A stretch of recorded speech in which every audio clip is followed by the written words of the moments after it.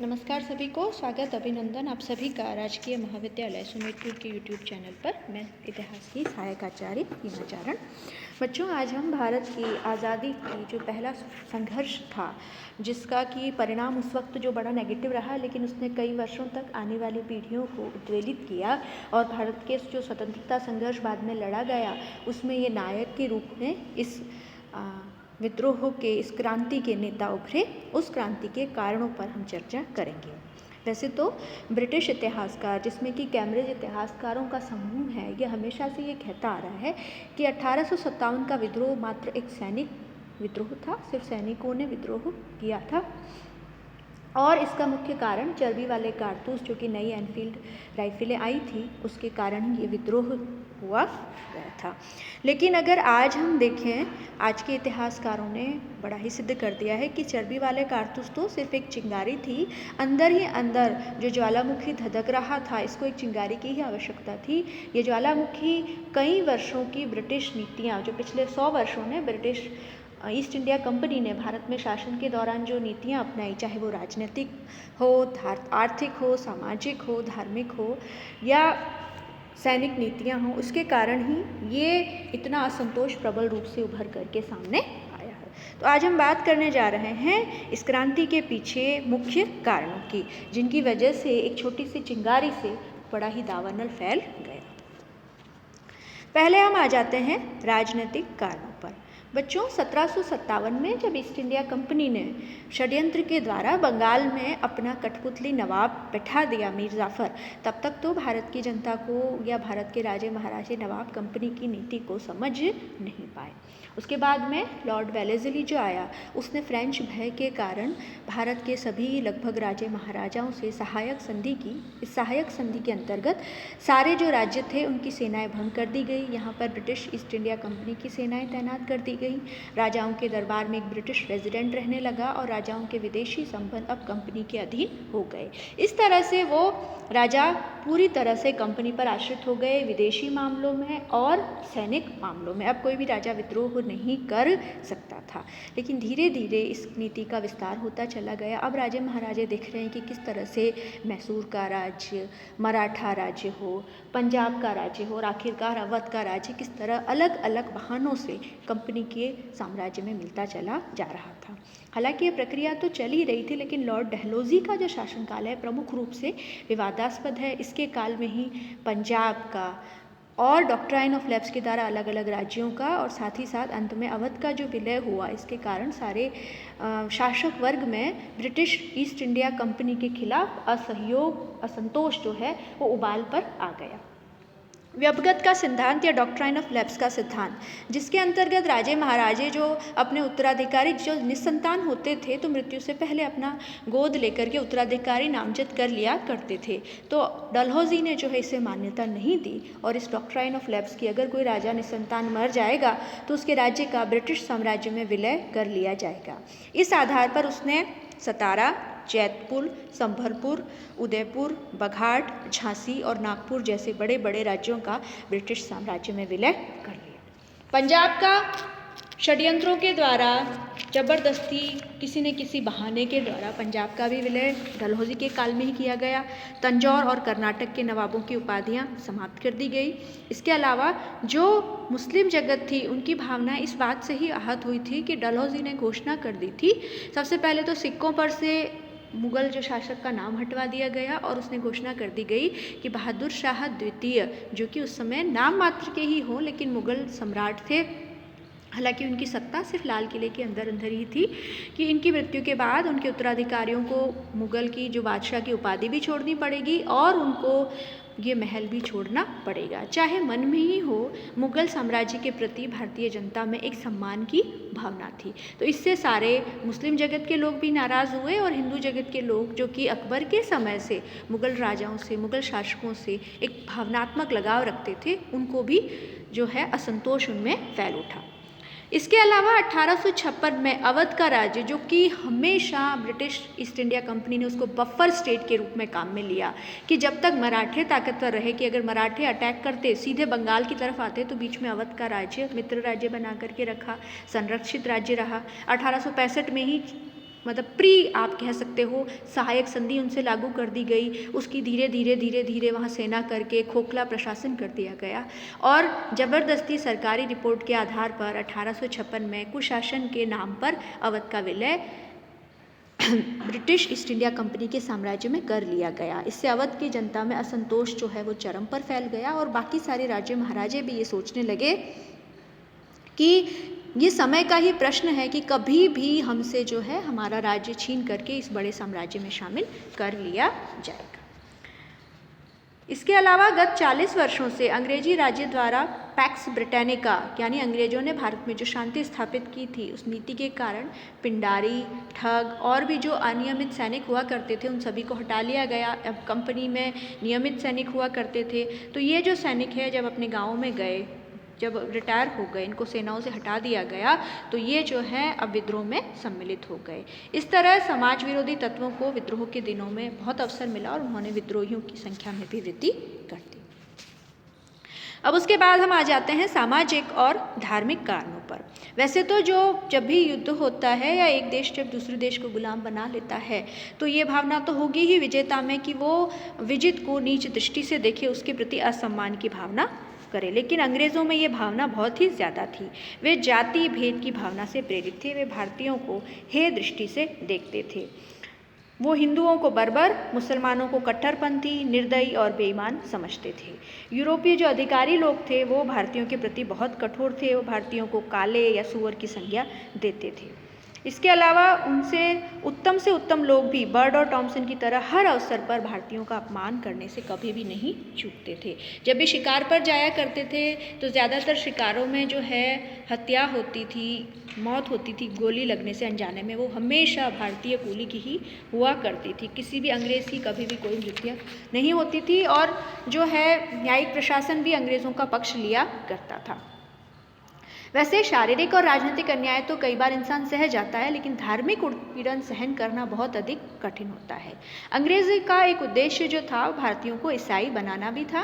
Company के अध्यक्ष मैंगल्स ने हाउस ऑफ कॉमन्स में ये भाषण में कहा था कि हमें जो है भारत का इतना बड़ा साम्राज्य क्यों मिला है, ताकि हम ईसाई धर्म की पताका को भारत के एक छोर से लेकर दूसरे छोर तक फैला दें।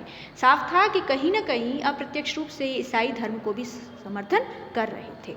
1813 में जो है ब्रिटिश जो मिशनरीज़ हैं, ईसाई मिशनरीज़ हैं, उनको भारत में आकर धर्म प्रचार करने की छूट दे दी गई थी। ईसाई धर्म के प्रचारकों को सरकार की तरफ से खूब सुविधाएं दी जाती थी। अमेरिकन मिशन सोसाइटी ने आगरा में एक प्रिंटिंग प्रेस लगाया, जहां जो है इस प्रेस से जो भी पैम्पलेट्स निकलते थे उनमें मूर्ति पूजा को बुरा कहा जाता था, हिंदू देवी देवताओं का जो है अपमान किया जाता था। यहाँ तक कि सर सैयद अहमद खान ने भी लिखा है कि सरकार ने धर्म प्रचारक नियुक्त कर रखे हैं, ऐसा जनता मानती थी और उनका मानना था कहीं न कहीं कि सरकार जो है अपने खर्चे से उनका पालन पोषण करती है।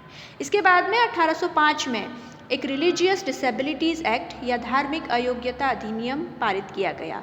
इस अधिनियम में क्या एक धारा थी, इसके अंतर्गत अगर कोई व्यक्ति हिंदू धर्म से या मुस्लिम धर्म से ईसाई धर्म अपनाता है तो उसे अपने पिता की संपत्ति से वंचित नहीं किया जा सकता। इससे पहले अगर कोई अपना धर्म छोड़ देता था तो उसे पिता की संपत्ति से हटा दिया जाता था। तो इस तरह के वातावरण से ये विश्वास किया जाने लगा कि भारतीयों का धर्म जो है ये परिवर्तित करने की ये साजिश रची जा रही है।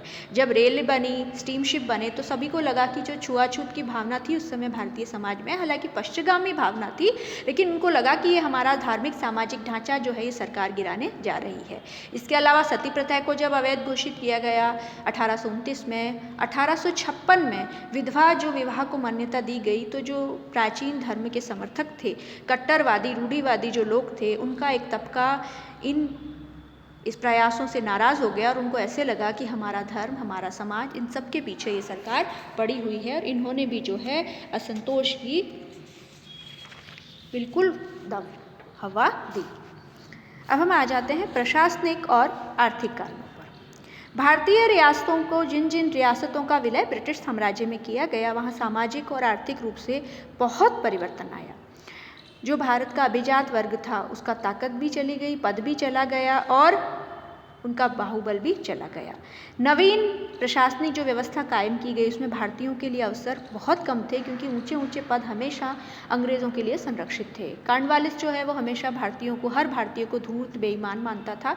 इसके अलावा आने वाले बाकी गवर्नर जनरलों के भी भारत के बारे में यही विचार थे।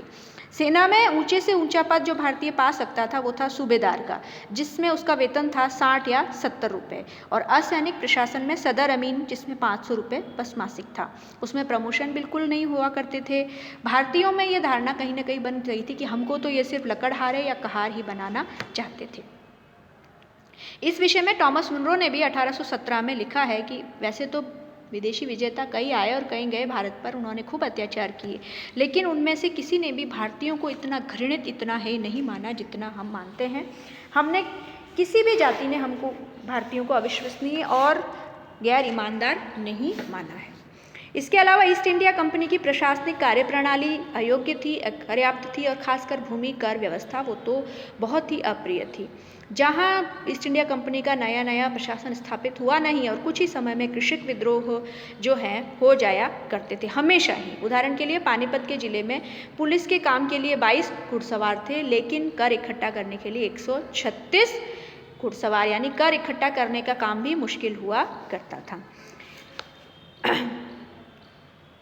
कुछ कर मुक्त भूमिपतियों से कहा गया कि वे को वारंटो अर्थात वो दस्तावेज दिखाएं कि हम आपको टैक्स फ्री कैसे दिया गया था, क्योंकि पहले ऐसा हुआ करता था कि राजे महाराजे जब किसी पर खुश होते थे, नवाब राजे महाराजे, तो मौखिक रूप से कह दिया करते थे और उनकी ज़मींदारी जो है वो कर मुक्त हो जाती थी। अब उनके पास कागज़ नहीं थे, तो उनके जो भूमि के को वारंटो थे वो थे नहीं। उनके टाइटल्स की जाँच करने की बात की गई, अवध के तालुकेदारों की।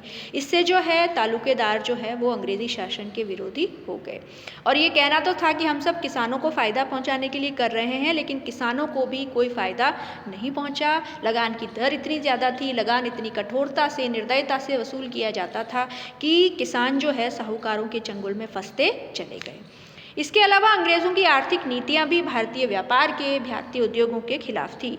ईस्ट इंडिया कंपनी के राजनीतिक प्रयोग से भारत के हस्तशिल्प का, इनके कारीगरों का, व्यापार का सत्यानाश हो गया था।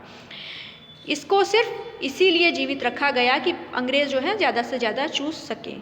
कार्ल मार्क्स जो कि एक बहुत ही अच्छे लेखक थे, उन्होंने 1853 में लिखा है कि अंग्रेज़ी घुसपैठिया ही था जिसने भारतीय खड्डी, यानी जो लूम होता है जिससे कपड़ा बनता है, उसको तोड़ दिया, चरखे का नाश कर दिया। अंग्रेज़ों ने भारतीय सूती कपड़े को अंग्रेज़ी मंडियों से वंचित किया पहले तो, और फिर भारत में एक ऐसा मोड़ दे दिया कि जो सूती कपड़े की मातृभूमि था, जहाँ से पहली बार सूती कपड़ा बन के आया था, उसी को विदेशी सूती कपड़े से भर दिया। और सूती कपड़ा उद्योग के नाश से क्या हुआ, कृषि पर बोझ बढ़ गया और भारत जो है गरीब होकर अंत में देश जो है अकिंचन हो गया। तो हालांकि अनपढ़ जनता थी, वो समझती नहीं थी इतनी सारी गूढ़ बातों को, लेकिन कहीं ना कहीं ये भावना तो हो ही गई थी कि जब से अंग्रेज़ आए हैं तब से भारत में जो है गरीबी, भूखमरी, बेरोजगारी, ज़मीन पर दबाव बढ़ता ही चला जा रहा है। अब हम आ जाते हैं इसके सैनिक कारणों। लॉर्ड ऑकलैंड ने जो अफगानिस्तान में युद्ध लगा उससे सेना के अनुशासन को बहुत धक्का पहुंचा। लॉर्ड डलहौजी ने भी लिखा है कि सेना में अनुशासन अब बिल्कुल नीचे हो गया है। बंगाल सेना में एक महान भाईचारा था और सेना की सेवा वंशगत थी। बंगाल सेना का जो 60% भाग था वो आता था अवध से और उत्तर पश्चिम प्रांतों से आता था, जो आजकल यूपी है। इसमें सारे जो है ऊंची जाति के ब्राह्मण और राजपूत कुल के लोग होते थे, जो उस अनुशासन को स्वीकार करते नहीं थे, जिनमें निम्न जाति के लोग आराम से स्वीकार कर लेते थे। चार्ल्स नेपियर ने इनको उच्च जाति के भाड़े के सैनिक कहा था और उनका कहना था कि इस पर विश्वास नहीं किया जा सकता। बंगाल सेना के सैनिक जो थे वो ज़्यादातर अवध के लोग थे। मौलाना आज़ाद के अनुसार अवध के विलय ने सेना में साधारणता और बंगाल सेना में विशेषतः विद्रोह की भावना का प्रारंभ कर दिया गया। उनको ऐसा लगा कि हम जिस सेना के लिए काम कर रहे हैं उसी सेना के बलबूते पर हमारे जो नवाब के साथ दुर्व्यवहार किया गया, हमारे राज्य के जो है ब्रिटिश साम्राज्य के अंतर्गत विलीन कर दिया गया, नई प्रशासनिक व्यवस्थाएं कायम कर दी गई, जिसके कारण हमें शोषण का शिकार होना पड़ा। इसके अलावा और भी कई सारी चीज़ें थी। 1824 में बैरकपुर में ही सैनिकों ने समुद्र पार बर्मा सेवा में जाने से मनाही कर दी, क्योंकि आपको पता हो तो कई सारे पुराणों में लिखा है कि समुद्र जो पार करता है वो धर्म विरुद्ध है यात्रा। 1856 में कैनिंग जब लॉर्ड था, गवर्नर जनरल था, तो उसने जनरल सर्विस एनलिस्टमेंट एक्ट पारित करवाया, सामान्य सेना भर्ती अधिनियम, जिसके अनुसार बंगाल सेना के जो भी सिपाही होंगे अब उनको कहीं भी सरकार में जाना भेजेगी युद्ध लड़ने के लिए तो वो मना नहीं कर सकेंगे। हालांकि पुराने सैनिकों पर तो इसका प्रभाव नहीं पड़ा, लेकिन ज़्यादातर हुआ ऐसा करता था कि उन्हीं सेना जो है वंशानुगत हुआ करते थे, आगे से आगे लोग सेना में काम करते थे, तो उनको ये अधिनियम अप्रिय होने लगा। 1839 से 42 तक अफगानिस्तान में जो सैनिक सेवा करके आए थे, जब वो अपने गांव वापस लौटे तो उनके समाज ने उन्हें जाति में पुनः नहीं लिया, क्योंकि जो विदेश जाते थे उन्हें जाति से बहिष्कृत घोषित कर दिया जाता था। 1854 में डाकघर अधिनियम पारित होने से, इससे पहले सैनिकों की डाक सेवा बिल्कुल निःशुल्क थी, अब जो है डाकघर अधिनियम पारित हो गया तो इनकी ये सेना भी समाप्त कर दी गई। अब धीरे धीरे कुशल अधिकारियों के अभाव के कारण असमानता और भी गंभीर हो गई, क्योंकि ज़्यादातर जो है सैनिक अधिकारी नए नए जो विदेश नव विजित प्रदेश थे उनमें प्रशासनिक कार्यों में लगे हुए थे। अभी इन्हीं जो कारण था, समुद्र पार जबरदस्ती जाना, जनरल सर्विस एनलिस्टमेंट एक्ट, डाक सेवा समाप्त कर देना, अवध के सैनिकों का बाहुल्य होना बंगाल की रेजिमेंट में, इसके अलावा इसमें जो तात्कालिक कारण था वो ये था, 1856 में सरकार ने पुरानी लोहे वाली जो बंदूक हुआ करती थी ब्राउन बेस, उसकी जगह पर नई राइफल लाई, एनफील्ड राइफल, जो कि अच्छी थी, ज़्यादा इफेक्टिव थी, उसका प्रयोग करने का निश्चय किया। इस नई राइफल का प्रशिक्षण जो है डमडम, अंबाला और सियालकोट में दिया जाना था। ये जो नई राइफल थी, जो एनफील्ड राइफल थी, इसके कारतूस के जो ऊपरी भाग को है मुंह से काटना पड़ता था। जनवरी 1857 में बंगाल सेना में अफवाह फैल गई थी कि जो चर्बी वाले कारतूस है इनमें गाय की और सूअर की चर्बी लगी है। अब होना ये चाहिए था कि सैनिक अधिकारियों को एक जांच कमेटी बिठा देनी थी कि कैसी चर्बी लगी है और सैनिकों के असंतोष को जो है इस तरह से वापस अपने पक्ष में कर लेना था, लेकिन उन्होंने ऐसा किया नहीं। उन्होंने बिना जांच किए ही तुरंत इसका खंडन कर दिया। कालांतर में पूछताछ में पता चल गया कि गाय और बैलों की चर्बी ही वास्तव में प्रयोग में ली जानी थी। अब बड़े अधिकारियों के आश्वासनों से भी लाभ नहीं हुआ, क्योंकि सूअर की जो मांस है वो मुसलमान नहीं लिया करते हैं और गाय हिंदुओं के लिए पवित्र थी। तो सैनिकों को ये कहीं न कहीं विश्वास हो गया था कि ये जो है हमें धर्म भ्रष्ट करने का निश्चित रूप से प्रयत्न किया गया है, और इस तरह से पहली बार मंगल पांडे ने 29 मार्च 1857 को मना कर दिया, उसे फांसी दे दी गई। लेकिन अगले ही 10 मई को जो है मेरठ में 34वीं NI रेजिमेंट जो है उसके 85 सैनिकों ने नए कारतूसों के प्रयोगों से इनकार कर दिया। 9 मई की बात है, और अगले दिन जो है बाकी के सैनिकों ने भी जो है जिन सैनिकों को गिरफ्तार किया गया था उनको छुड़वा लिया और सब दिल्ली की ओर चल पड़े। और भारतीय इतिहास का एक महान पल 1857 का विद्रोह पृष्ठभूमि पे उपस्थित हुआ। इतना कहकर ही इसके कारणों पर हम यहीं समाप्त कर देते हैं चर्चा। बाकी के वीडियोज़ में इसका प्रसार, इसका स्वरूप और इसके जो है विफलता के कारण क्या कहते हैं उस पर हम चर्चा करेंगे। धन्यवाद।